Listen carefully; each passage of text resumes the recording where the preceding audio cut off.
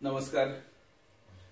आज आपण अशा व्यक्तिमत्वाला भेटणार आहोत आणि अशा व्यक्तिमत्वाबद्दल आपण सर्वजण एक माहिती जाणून घेणार आहोत, ज्यांनी इतरांची मुलाखत घेऊन आजपर्यंत अनेकांना प्रकाश झोतात आणलेला आहे.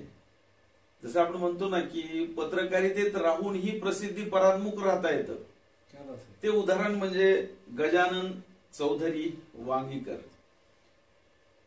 भलेही हा माणूस प्रसिद्धी परांमुख असेल, परंतु आजचा योग असा एक दुग्ध शर्करा योग असं म्हणता येईल की त्यांचा वाढदिवस आहे आणि या वाढदिवसाच्या निमित्तानं ते भलेही इतरांना बोलतं करतात, इतरांना प्रश्न विचारून त्यांची जीवनी लोकांच्या समोर ठेवतात, पण आज आपल्या सगळ्यांना असा एक योग आलेला आहे की त्यांना प्रश्न विचारून त्यांची जीवनी आपण सगळ्यासमोर ठेवायची आहे.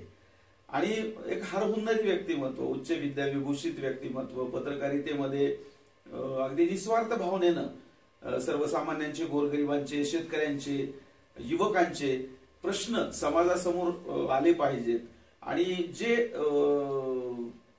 पुढारी आहेत, म्हणजे जे की नवीन उदयोन्मुख ज्याला आपण म्हणू, असे पुढारी या क्षेत्रामध्ये, राजकारणामध्ये, सामाजिक क्षेत्रामध्ये येत आहेत, ते त्यांनाही प्रकाश झोतात आणण्याचं काम आजपर्यंत गजानन चौधरी वांगीकर यांनी केलेलं आहे.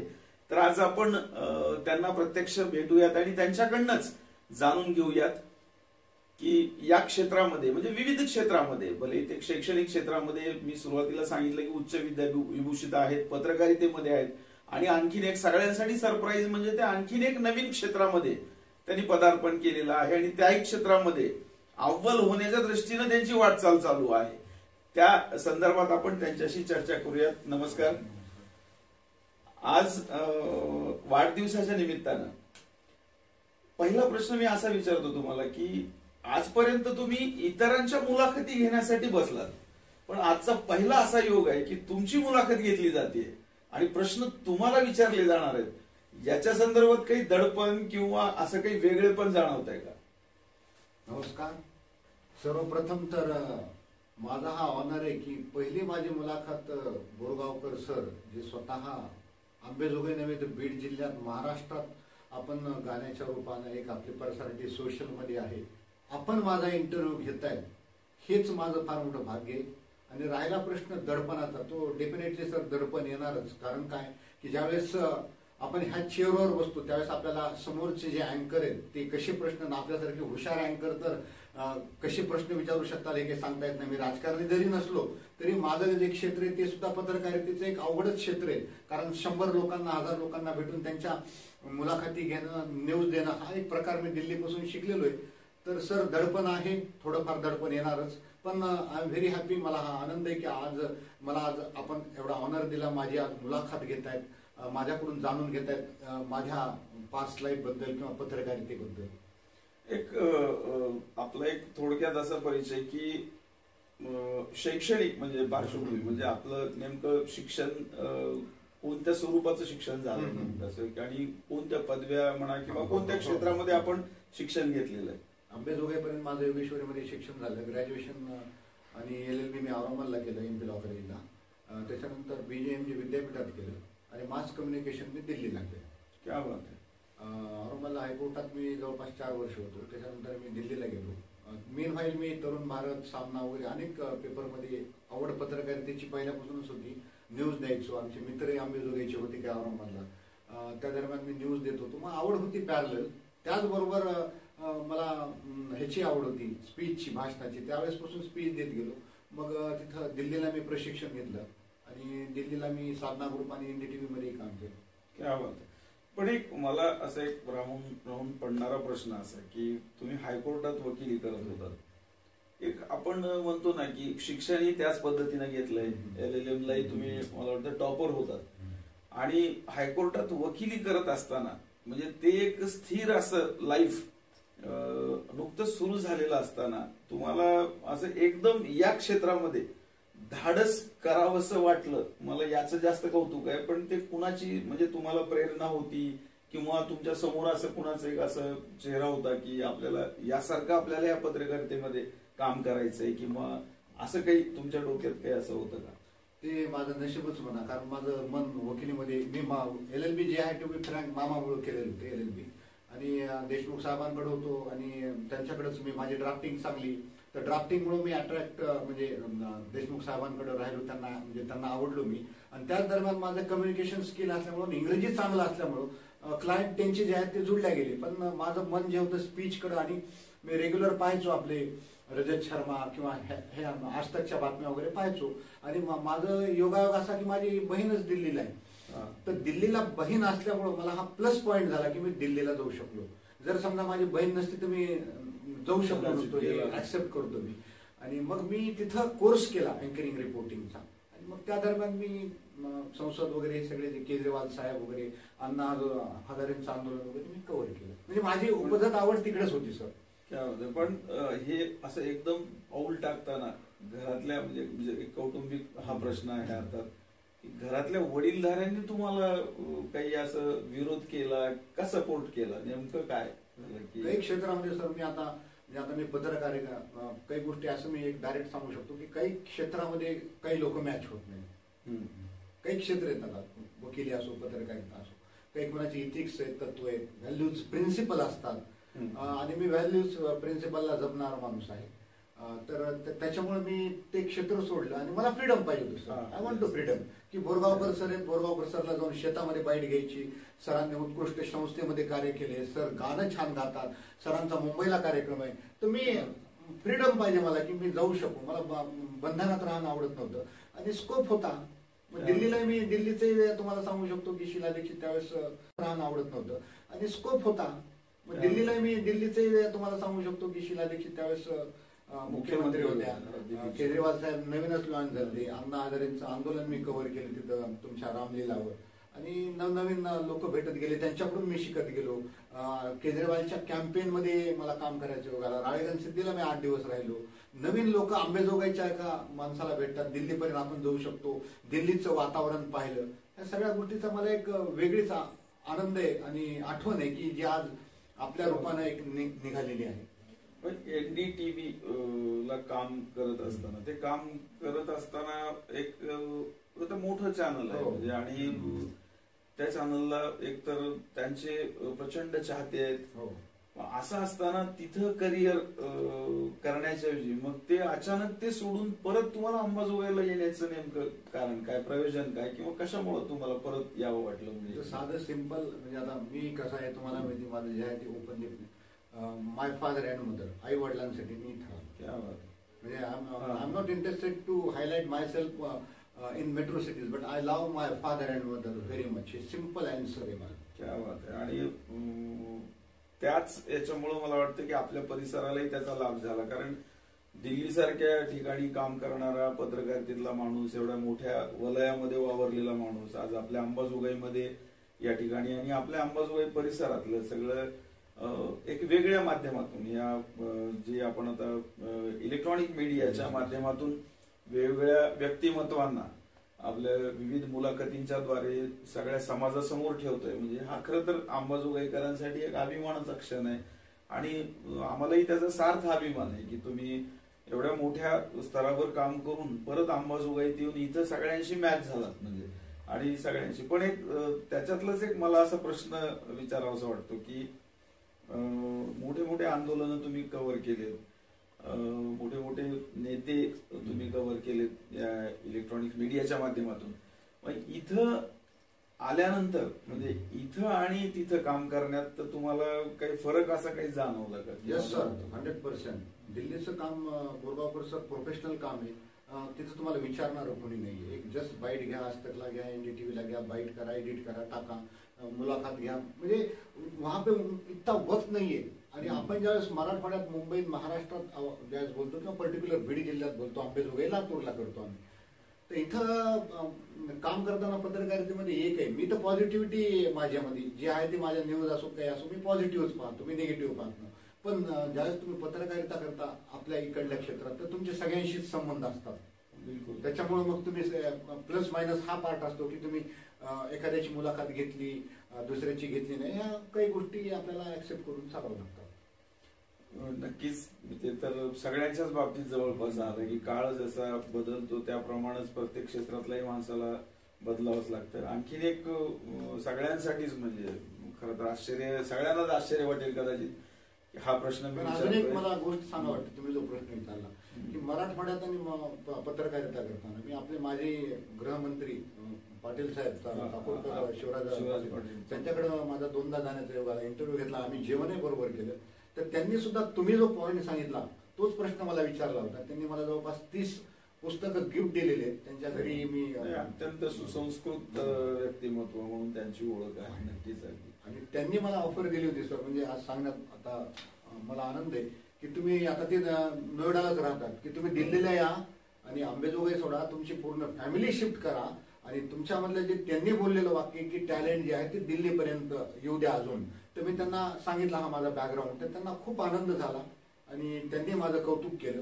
आणि दिल्लीमध्ये म्हणजे त्यांना सुद्धा एक विलिंग होती की मी दिल्लीमध्ये जावं वापस. परंतु माझी मम्मी पप्पांच्या बाबतीत सगळं सांगितलं, आई वडिलांना पाहणारा मीच आहे, त्यांना आनंद झाला. तर मला हे सांगायचं आहे तुम्हाला की तुम्ही जो अंबेजोगाई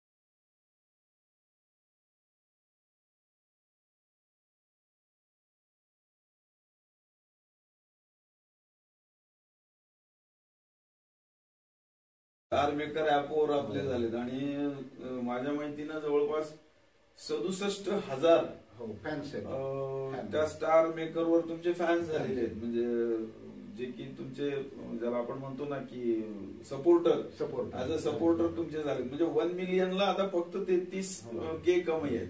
म्हणजे 1 मिलियन कडे तुमची वाटचाल चालू आहे. आणि हे नक्कीच. आणि कोरोनाचं आणखी मी तर नेहमी म्हणतो ना की कोरोनाने भलेही जगाचं खूप वाईट केलंय किंवा खूप सगळ्यांना त्रास, पण कोरोनाने खूप काही वेगळ्या चांगल्या गोष्टी घडवून आणल्या. म्हणजे कोरोना काळातच मी तर मला वाटतं अनेक कलावंत घडवले. कारण वेळ होता आणि त्या वेळेचा सदुपयोग म्हणून नवीन नवीन गायकांना, जे पूर्वी बाथरूम सिंगर होते, आज ते मैफिली करतायत. म्हणजे व्यासपीठावर ते प्रोफेशनल सिंगर म्हणून पुढे आलेले आहेत. आणि तुम्ही सांगितलं की कोरोना काळामध्ये जे आवड होती ती आवड मी पुढे डेव्हलप केली. मी स्टार मेकरवरचं गाणं आपलं ऐकलं, ते गाणं, आणि जो नॅचरली जो व्हॉइस मधला जो बेस आहे तो बेस निसर्गाने तुम्हाला दिलेलाच आहे. आणि त्यात पुन्हा स्टार मेकरवर आपण गायल्यानंतर ज्या कमेंट्सही पाहिल्या मी जवळपास, तर सगळ्यांच्या कमेंट्सही सगळ्या पॉझिटिव्ह कमेंट्स आहेत आणि कौतुक होतं म्हणजे की आपण समाजामध्ये करता. नाहीतरी कसं असतं की आपण एकाच क्षेत्रामध्ये काम करणारी माणसं, एक अनुभव आहे माझा, हा वैयक्तिक अनुभव आहे, हा काही सार्वजनिक करण्यासारखा अनुभव नाही, पण एकाच क्षेत्रामध्ये काम करणाऱ्या माणसांना प्रचंड तणाव जाणवतो आणि ती माणसं तणावात असतात. पण एक किमान वेगवेगळ्या क्षेत्रामध्ये 2-3 वेगवेगळ्या क्षेत्रामध्ये वावरणारी जी माणसं आहेत ते सतत फ्रेश असतात. हा माझा एक अनुभव आहे की या क्षेत्रातली ऊर्जा दुसऱ्या क्षेत्रामध्ये, दुसऱ्या क्षेत्रातली ऊर्जा तिसऱ्या क्षेत्रामध्ये.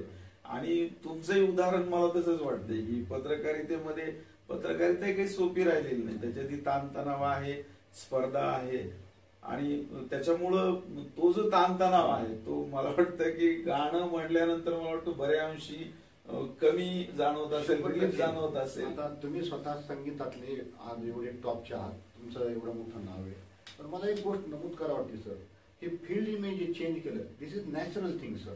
आणि सगळ्यात महत्वाची गोष्ट, माझं एक बेसिक नेचर आहे, मला शाळेत असल्यापासून आठवतं की मी कोणाची स्पर्धा करत नाही आणि ईर्ष्या नावाचा हा माझा म्हणजे दूर पण तुम्ही कुठल्याही मित्रांना किंवा कुठेतरी गेलात, दिल्लीच्या असो, औरंगाबादची, लातूर, आंबेजोगाई आपणही ओळखता की आता हजारे साहेबांसारखे आमचे दोस्त आहेत, अण्णाराव पाटीलांकडे मी वकिलींचं हे पाहतो, म्हणजे वो हेही नाही दूर तक. आणि मला अजून एक आनंद आहे की आपल्या आंबेजोगाई शहरात, पर्टिक्युलर आंबेजोगाई मधले एवढे नागरिक चांगले आहेत प्रत्येक फील्ड मधले की एक सपोर्टिव्ह आहेत, पॉलिटिकल असो, संगीत क्षेत्रातले असो, टीचिंग मधले असो. हे एक आपलं भाग्य आहे सर की मी पाहतो. आता आमचे माझे बॅकग्राऊंड सगळं पप्पा योगेश्वरीलाच होते, तर सगळं एक वातावरण जे आहे आंबेजोगाईचं ते हेल्दी आहे, पॉझिटिव्हिटी आहे. तुमचं उत्तर असं आहे माझ्याकडे की हे नॅचरली मी क्षेत्र बदलतो आणि माझी स्पर्धा कुणाशीच नाही. मी हे पाहतो की काल जे कार्य केले ते उद्या अजून आज आणि उद्या किती छान होऊ शकेल हे माझ्याकडून हा पार्ट असतो. आता मी 4000 सर मी गाणे गायले, नियर अबाउट माझे आता 1500 टॉप 5 मध्ये आणि 2200च्या जवळपास टॉप 10 मध्ये सध्या गाणे आहेत माझे. 67,000 मला फॅन्स आहेत, 20,000 माझे जवळपास सबस्क्रायबर्स आहेत. आणि माझी ही आवड आहे, ही आवड आता आपण संगीतातले महारथी आहात, तुमच्याकडूनच भविष्यामध्ये मला माझा एक मानस आहे. परत तुम्ही हसताल की आता तुम्ही स्टेजच्या शोच्या गोष्टी करत, पुढे चालून एक ग्रुप करायचा मला की पुढे एक गाणे गात राहावे, ही एक इच्छा आहे. आणि नाही इच्छा म्हणजे शेवटी कसं असतं, इच्छा तिथे मार्ग, मन काय मी परफेक्ट नाहीये गाण्यामध्ये, परंतु जे काय आहे माझी कला ती मी त्या गाण्या रूपात केलेली. कारण सर त्याला संगीतात टॉपला जायचा रियाज लागते, आपल्यासारखे आयुष्य आपण वेचलेले त्यावेळेस आपलं नाव झालेले. मी एक साधारण फक्त एक गाणे गायलेले.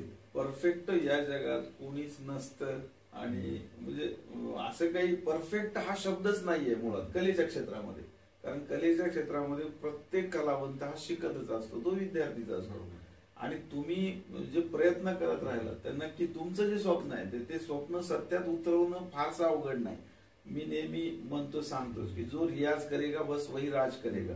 तुमचा रियाज सातत्यानं तुम्ही जर ठेवला तर निश्चितपणे ते स्वप्न सुद्धा तुमचं पूर्ण होणारच आहे. आज तुमचं गाणं त्या स्टार मेकर ऍपवर एवढे सगळे हजारो लोक ऐकतायत, तुम्हाला सपोर्ट करतायत, म्हणजे तुम्ही पत्रकारितेतही वावरतायत, सोशल वर्क मध्ये असतात, त्याचबरोबर आता गाण्याच्या क्षेत्रामध्ये तुम्ही पदार्पण केलंय. आणि नुसतंच पदार्पण नाही तर तिथंही मार्केटिंग कसं असावं, म्हणजे एखाद्या नवख्या गायकानं आपल्या गाण्याचं मार्केटिंग कसं करावं याचं मूर्तिमंत उदाहरण म्हणजे तुमच्याकडनं त्या गायकांना मिळतं.